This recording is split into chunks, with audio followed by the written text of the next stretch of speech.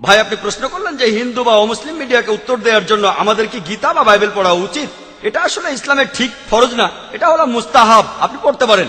সূরা ইমরানের 64 নম্বর আয়াতে বলা হয়েছে, তাআলা ইলা কালিমাতিন সাওয়াইম বাইনানা ওয়া বাইনুকুম, এসো সেই কথায় যাহা আমাদের এবং তোমাদের মধ্যে এক। এখন আমরা এক কথায় কিভাবে আসবো যদি তাদের ধর্মগ্রন্থগুলো না পড়ি? এজন্য অন্য ধর্মের ধর্মগ্রন্থ পড়া উচিত, তবে ফরজ না। আমি বলবো এটা মুস্তাহাব। এই কৌশলের কথা বলেছেন আল্লাহ সুবহানাহু ওয়া তাআলা এবং আমাদের নবীজি।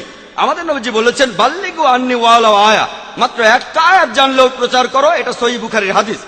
এরপরে আরো বলা হয়েছে, আহলে কিতাবীদের গ্রন্থ থেকে উদ্ধৃতি দিলেও কোনো সমস্যা নেই। তাহলে অন্য ধর্মের গ্রন্থগুলো পড়া হলো একটা কৌশল, যেটা দেখিয়েছেন আমাদের নবীজি, আর পবিত্র কোরআনেও আছে। যদি এমনটা করতে পারেন তাহলে খুবই ভালো। তবে এখানে আপনাকে বাইবেলে হাফেজ হতে হবে না, বেদে হাফেজ হতে হবে না, বা গীতায় হাফেজ হতে হবে না। আপনাকে জানতে হবে দাওয়ার জন্য কোন অনুচ্ছেদগুলো লাগবে। এত সময় দেওয়া লাগবে না যেটা কোরআনের পেছনে দেন। সময় নষ্ট করবেন না। এমনকি আমিও বাইবেলে হাফেজ নই, কোরআনেও হাফেজ নই। কোরআনে হাফেজ হতে চাই, তবে এখনো নই। বেদে হাফেজ নই বা ভগবত গীতায় হাফেজ নই, তবে আমি বেদের সেই অনুচ্ছেদগুলো জানি যেগুলো দাওয়ার কাজে লাগে, বাইবেলের সেই অনুচ্ছেদগুলো জানি যেগুলো মিশনারিরা বলে।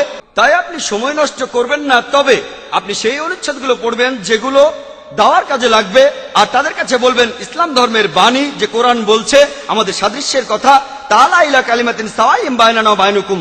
এভাবে কাজ করলে ইনশাআল্লাহ আপনার পক্ষে ইসলামের বাণী প্রচার করা সহজ হবে।